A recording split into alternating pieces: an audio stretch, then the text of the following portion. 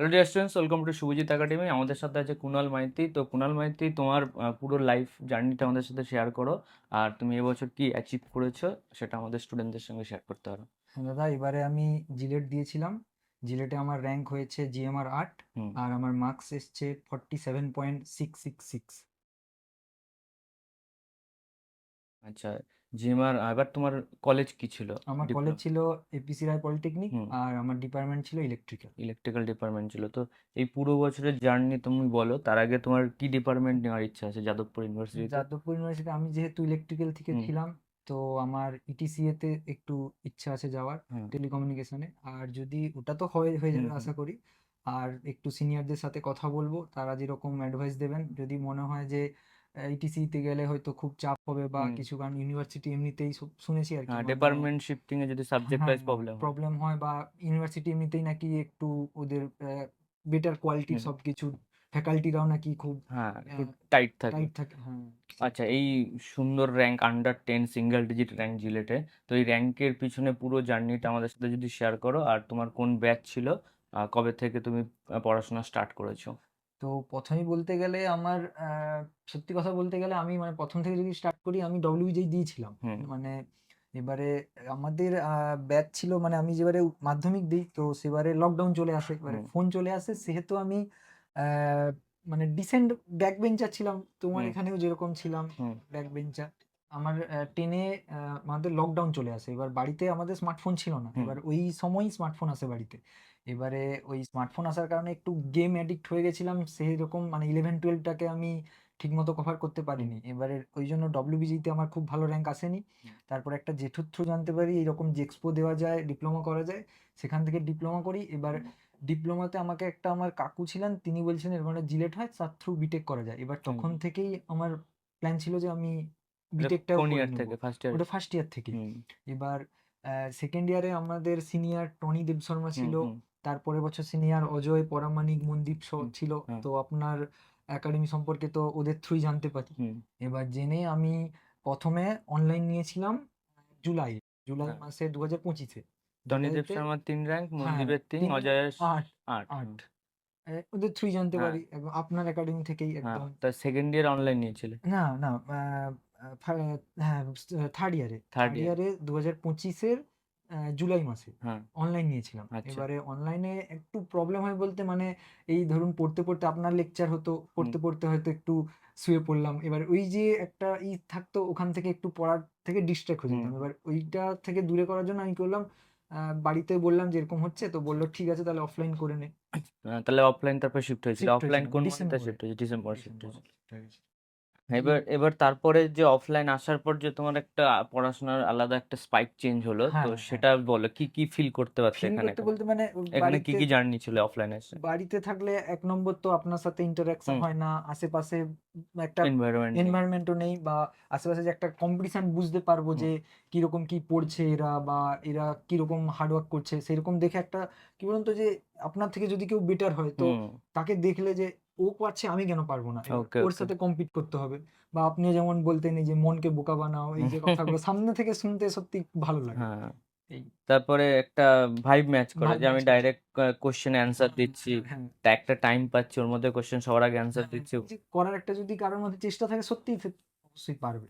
আচ্ছা, এইভাবে পড়াশোনা করতে করতে প্রিপারেশনটা কবের থেকে মনে হচ্ছিল যে আমি কনফিডেন্ট যে আমার ঠিকঠাক র্যাঙ্ক কনফিডেন্ট, হবে? হ্যাঁ এইটা ভালো কোশ্চেন। এবারে হুম আমি মানে পড়তাম, কিন্তু মানে কনফিডেন্স অতটা আসতো না যে র‍্যাঙ্ক হবে, আমি ঠিকঠাক করছি তো, হুম এরকম একটা মনে ডাউট থাকতো। তারপরে মোটামুটি আমার মক টেস্ট দেওয়াটা খুব জরুরি, কারণ হুম মকে তুমি বুঝতে পারবে যে তুমি কোথায় ফল্ট করছো, কি করছো, বা মকের নাম্বার একটা আসছে মোটামুটি ৩, ৪, ৫-এর মধ্যেই থাকতাম। এবার হুম। সেগুলো দেখে বুঝতে পারতাম যে হ্যাঁ হচ্ছে, ঠিক একটু আছে। একটু হ্যাঁ হচ্ছে মোটামুটি হচ্ছে। অফলাইনে মার্কস এভারেজ কত আসতো? আমার আপনার মকে মানে খুব যদি পেপারটা টাফ হতো, হুম তখন এই 35 to 45 এর মধ্যে থাকতো। হুম। আর যদি একটু নর্মাল মডারেট পেপার হতো, 60-র কাছাকাছি আচ্ছা, যেত। বুঝতে পারলাম। এবার তোমার একদম শেষের দিকে লাস্ট 1 মান্থের কথা বলো। হ্যাঁ 1 মানে মান্থ, তোমার হ্যাঁ। সিলেবাস কবে কমপ্লিট হয়ে গেছিল? সিলেবাস কমপ্লিট হয়েছিল আপনার এক্সামের 1 মান্থ আগে আগেই, আগে হয়ে হ্যাঁ গেছিল। আগেই। আর তারপরে আমাদের সেমিস্টারও একসাথে পড়ে গেল, হুম হুম সেমিস্টারের 1 সপ্তাহ পরেই জিলেটটাও ছিল। এবার সেমিস্টারটা ওই সময় একটু ভয় লাগছিল যে সেমিস্টার পড়ছি, ওদিকে তো মানে মানে প্র্যাকটিস কম হচ্ছে, যদি অন্য কিছু কেউ ভুলে যদি যাই। বেরিয়ে যায়। হ্যাঁ, এরকম একটা ভয় থাকতো। তারপরে এবারে কোশ্চেন পেপারটাও তো আপনি হুম। জানেন, ম্যাথ পেপারটা এই মোটামুটি এক্সাম ওভারঅল। এক্সামের এক্সপিরিয়েন্স কি, এক্সামের হ্যাঁ, আগের দিন আর এক্সামের দিন, এক্সামের এক্সামের লাস্ট ডে? এক্সামের আগের দিন বলতে মানে আপনি যেরকম বললেন যে হুম একটা ভিডিও কল করেছিলেন, হুম মানে হুম। গ্রুপে ওই যে বলেছিলেন না যে গুগল রাত্রে, মিটিং হ্যাঁ হচ্ছিল। হ্যাঁ রাত্রে বেশি কিছু রিচ খাবি না, একটু অল্প কিছু খাবি, হুম হালকা খেয়ে একদম ঘুমিয়ে পড়বি 10টার দিকে, হুম একদম সকালে যা উঠবি কিচ্ছু দেখার দরকার নেই, হুম। একদম ফ্রেশ ফ্রেশ মাইন্ডে মাইন্ডে যাবে। একদম এক্সাম হলে গিয়ে আমিও সেম। হুম হুম। ইভেন তো মানে 5টার দিকে উঠে গেছি আমি, 10টার কটায় দিকে ঘুমিয়েছিলে? আমি 11টার দিকে ঘুমোতে হুম গেছি, হুম 5টায় উঠে গেছি, ঘুম হুম আসছেই না, আমি বলি হুম। না ঘুমোলে যদি গিয়ে, প্রবলেম হয়। হ্যাঁ আমি এই যে ঘুমানোর চেষ্টা করছি কিন্তু ঘুম আর আসছে না, হুম ঘুম আর আসছে না, তাই জন্য একটু মানে ফোনে একটু গান চালিয়ে শুয়েও ছিলাম, হুম। ঘুম আসছে না, আমি বলি ঠিক আছে যা হবে হবে, একদম এক্সাম হলে গেছি। এবারে আপনার এই কথাগুলো মোটামুটি মাথায় ছিল, হ্যাঁ। কনফিডেন্স ছিল তো এক্সাম প্রথমে হলেও। কি অ্যাটেম্প করেছিলে? প্রথম হ্যাঁ, এবারে এইটা হচ্ছে মক টেস্ট দিয়ে যেটা আপনার হুম কাছে এনালাইজ করেছি, মানে মক টেস্ট দিতাম। আপনি যেরকম বলতেন প্রথমে কেমিস্ট্রি আর এফটিপিলি, হুম তারপরে ফিজিক্স ধরবি, হুম। তারপরে ম্যাথ ধরবি, এবারে আমি ওটা 17 নম্বর মক হুম। টেস্ট অব্দি করতাম। তারপরে মিডিলে ওই ফিজিক্সটা একটু আপনি হার্ড করে দিতেন, তার হ্যাঁ জন্য আমি কি করলাম, নাম্বারটা একটু কমে যাচ্ছিল, হ্যাঁ। আমি বলি একটু স্ট্র্যাটেজি চেঞ্জ করি, করে ম্যাথ করি, ম্যাথে তারপরে দেবে। ফিজিক্সে আসবো। হুম এবারে ওটাও এক্সাম হলে করেছি, এবার ওটা একটা করেছি, একটা মানে বাজে কাজ করেছি। হুম। আমি কেমিস্ট্রি আর এফটিপিলি প্রায় 20 মিনিটের মধ্যে কমপ্লিট করে দিয়েছি, ওকে। যেগুলো পেরেছি যা পেরেছি করে হুম। দিয়েছি। করে আমি কি করেছি, ম্যাথে শিফট করে দিয়েছি, এবার ম্যাথ পেপারটা টাফ চলে এসছে, আমি 2টো পেজ উল্টে দেখছি, একটাও পাচ্ছি না কোশ্চেন। এবার মনের মধ্যে তখন একটা মানে হ্যাঁ, কাজ করে, এতগুলো কোশ্চেন, হ্যাঁ ম্যাথে পাচ্ছি এতটা না, ওয়েটেজ। সেই পাচ্ছি না, এবারে মনের মধ্যে একটা কাজ করছে, এবার ওই করতে গিয়ে ফিজিক্সে ইজি কয়েকটা ভুল করে চলে এলাম। আচ্ছা, ওইটা ফিজিক্সের একটা টাইম কম পেয়েছিল নাকি? টার্ম কম নয়, কারণ না ম্যাথ আর থেকে শিফট হ্যাঁ, করেছো আপনি কটা? যেটা স্কিপ বলছিলেন স্কিপ হুম। করে চলে গেছি, ক কিন্তু মিনিট পর?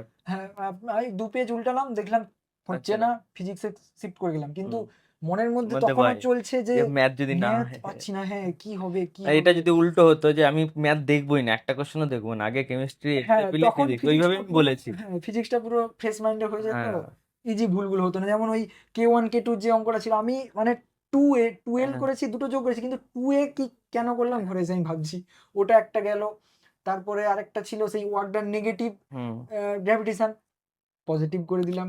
কি হচ্ছিল তখন মাথায়, ওই 2-3 মার্কসের জন্য হ্যাঁ তাহলে ওই 50টা র্যাঙ্কটা। ক্রসটা করে যেত, হুম ওইটা হুম। একটা মানে একটু আফসোস রয়ে গেছে, 50টা ক্রস করতে পারলাম না। আচ্ছা আচ্ছা।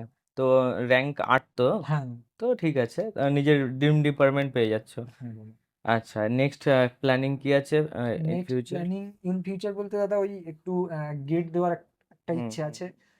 আর পিএসইউ হলে হবে, না নাহলে হলে আইআইটি। না, না না আর করবো না, একটা জবই করবো, কারণ মানে এই 6 বছর হয়েই গেল, হ্যাঁ হ্যাঁ ডিপ্লোমা 3 বছর, হ্যাঁ। এদিকে 3 বছর। মানে তুমি চাইছো যাদবপুরে পেয়ে গেছো তো জব অপশনটা হ্যাঁ, ফার্স্ট রাখা দরকার, এইটা একটা নাহলে পরে রিগ্রেট করবে, করবো, প্লেসমেন্ট হ্যাঁ অন ক্যাম্পাসে জব না নিলে হুম। তখন পরে এই প্রবলেম হয় যদি হায়ার স্টাডি প্ল্যানিং না থাকে। না না, হ্যাঁ স্টাডি প্ল্যানিং নেই নেক্সট দাদা। স্টুডেন্ট যারা আছে নেক্সট ইয়ারে, তাদের কি বলতে চাইছো যারা বলতে চাইছি পড়বে গ্রেড? প্রথমত আমি বলবো 3টে সাবজেক্টকেই সেম প্রায়োরিটি দিতে হবে। 4টে। হ্যাঁ, 4টেকেই হুম একদম সেম প্রায়োরিটি দিতে হবে। মানে কোনোটা হয়তো ভালো লাগে সেটা বেশি করলাম, কোনোটা ভালো লাগে না সেটা কম করে। এবারে যদি কেউ, আমার একটা বন্ধু আছে, সে ম্যাথের উপর জোর দিয়ে গেছিল, হুম। পুরো ডুবে গেল। আচ্ছা। তাকে মানে আমি বলছি সমস্ত সাবজেক্টকেই প্রায়োরিটি দিতে হুম হবে। দ্বিতীয় মক টেস্টটা ভালো করে দিতে হবে।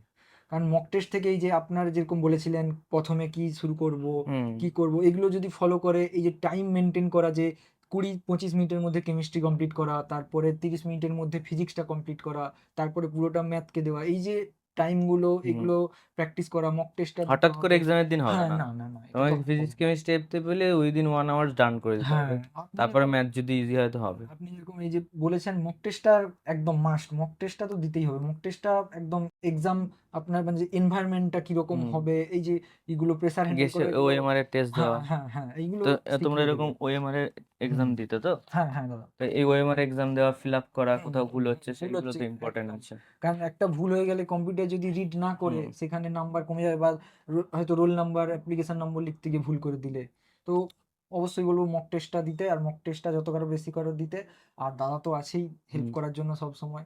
আর তো ঠিক কি আছে, বলার, এখানে করে যাও এখানে এবারে। এনভায়রনমেন্ট কিরকম ছিল প্ল্যানে, একদম ওরা একদম মানে এই যে শর্ট ট্রিক্স বলুন বা ই বলুন, দাদা তো এই অলওয়েজ। 5-6 ঘন্টায় যখন ক্লাস হতো কোনো সময় মানে ফিল হতো যে অনেকটা হার্ড না না হয়ে না যাচ্ছে, টায়ার্ড লাগছে?